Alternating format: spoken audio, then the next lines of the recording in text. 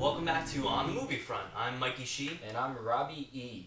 And today we're going to be doing part 2 of M. Night Shyamalan Ding Dong. Was that a doorbell? No. That's the director. It sounded like a doorbell. Alright, well, let's get to it. 2004 was M. Night Shyamalan's highly anticipated film called The Village.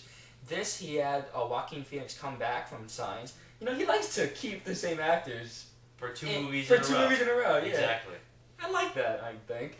So anyway, The Village, and it was just this very kind of eerie and spooky feel he gave us. He's obviously a very secretive man, because after his Unbreakable and Sixth Sense, everyone suspects there to be twists. So he's very secretive with his screenplays, and even he doesn't even tell his actors that much about the film while he's filming. So we didn't really know, well, I didn't know anything going into The Village, knowing that it's just a 19th century village, and there's maybe a monster lurking around that kills people, maybe, I don't know, but, you know, I enjoyed this film. There's a lot of haters to this film, I want to say because they had such high expectations, and The Village was just such a different film. For one part, one big downer to me for The Village is that I felt it took itself too serious. I mean, there were hardly any light moments in the film. For the twist, this one kind of had two twists, one minor twist and one big twist at the end. And people didn't like it. People kind of felt it was a cop-out, but I thoroughly enjoyed the final twist. And, you know, I like this movie a lot. I agree. This movie was very good. And definitely the twist at the end came out of nowhere and it blew my mind. I thought it was such a cool idea to have this little village, totally self-contained, totally self-constructed, invented by, you know, for what, who knows what reason, but to have this whole society kind of as an experiment, right? And it's just, it was a cool script, and another one, in my opinion, well written, for the most part. It was very well constructed in that you've had a lot of suspense, and you didn't really know what was going on. Where are these monsters? What the heck are they? You know, why are they here? And all these type of interesting, like, you were thrust into this world and you didn't know what was going on, and little by little we learned a little bit more. We gave this movie a 7 overall. I mean, we both thought it was good. That's right. You know, yeah. It's not spectacular. I mean, not as good as his first 3, but still a very solid effort. Yeah. So now we move on to the second movie of this episode, Lady in the Water. So Lady in the Water, starring Paul Giamatti and Ron Howard's daughter, again, second movie in a row. I think her name is Bryce. Bryce Dallas. Bryce Dallas. Okay. I could be completely wrong, though. So this is a movie about Paul Giamatti being a storyteller. What this was M. Night Shyamalan wrote a bedtime story for his daughter, or his son. I'm pretty sure it's his daughter. And he decided one day that he was going to make this into his next movie. So the whole idea was this was supposed to be a kid's story, which I don't think a lot of people know.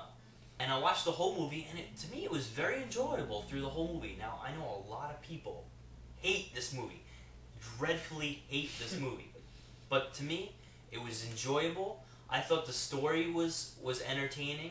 I thought the acting was pretty good, with the exception of M. Night himself. It wasn't the greatest of acting performances. It never is. But I thought it was written well. Again, I thought that was the one key thing that to me still made the movie enjoyable and good. I mean, I'm one of those haters. I don't write it off completely. But I think you're giving it way too high of a mark here. I don't think the screenplay was written well at all. It didn't... I wouldn't even be surprised if there wasn't a screenplay for this film. I could have seen, like, okay, he had 25 pages, and okay, first I just want to say Paul Giamatti was the man in this film. But to me, the screenplay, maybe he had like 25 pages worth, or like he said, he got this idea by he started to tell his children this fairy tale, and each night he would just progress, you know, adding more and more to this fairy tale that he originally started telling his kids about, and he kept on wanting to hear more and more, so he kept on telling them more and more. That's how it felt like to me. He had this original idea, this hotel. There's some, mystical fantasy creatures out here, and this, this nymph or whatever she was comes down, and he's trying to help her get back to her mainland. Okay, but then after that gets settled, it's just a mess. It unravels. It's so unfocused. It's just he's just pulling things out of his sleeve. It really doesn't make much sense. I wasn't focused at all. I wasn't buying into this supposedly fantasy world. And you even said it was this like kiddie fairy tale. But I think because it was rated PG-13 and because it was an M. Night Shyamalan film, and it tried to throw in some horror aspects, he tried to make it this, adult, mature fairy tale, but in that aspect he fails, because to me it just felt like a kiddie fairy tale. Just for the record, we gave this movie a 6.5. And as you may be noticing if you watched last episode and this episode, all the movies kind of are tending to go on a downward slope. But let's see what happens with the last movie, The Happening. The Happening, 2008. That was his newest film. Basically, it's Mark Wahlberg, Zooey Deschanel, and it's M. Night Shyamalan's message to take care of the environment.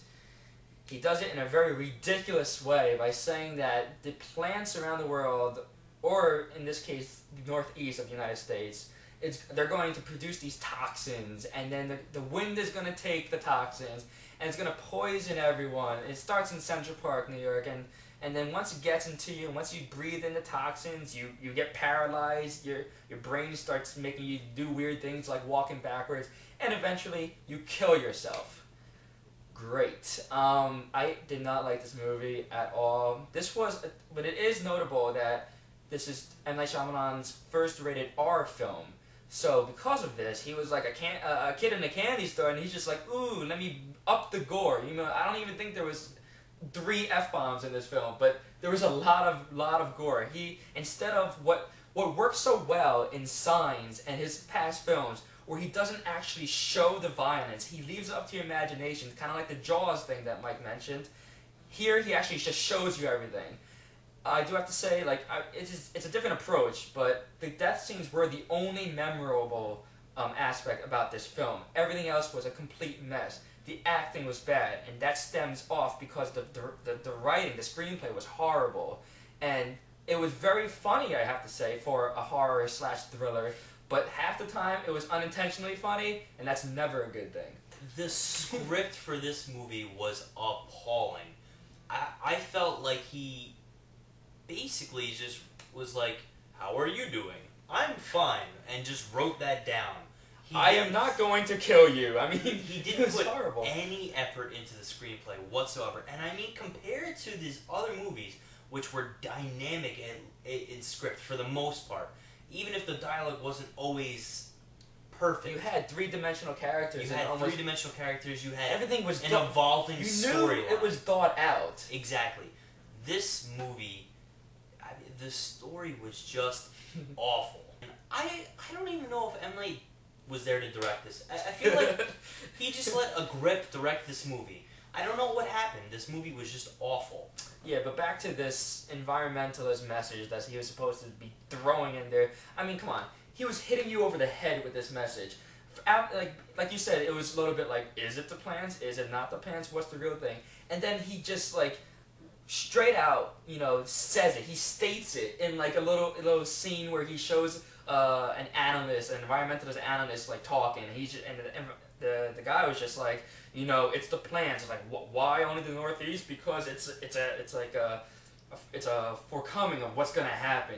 This is a warning to the world. If you don't protect the environment, you don't care for nature, it's gonna come back and it's gonna kill you. This could happen again. I mean, come on. This message made the racism message in Crash seem subtle. I mean, it was ridiculous. I couldn't believe what was going on. It was that bad. Yeah, it was pretty bad. Very bad. We gave this movie a 3.5. Which is very generous in my opinion. Alright, well thanks for tuning in, and join us next time for On the Movie Front.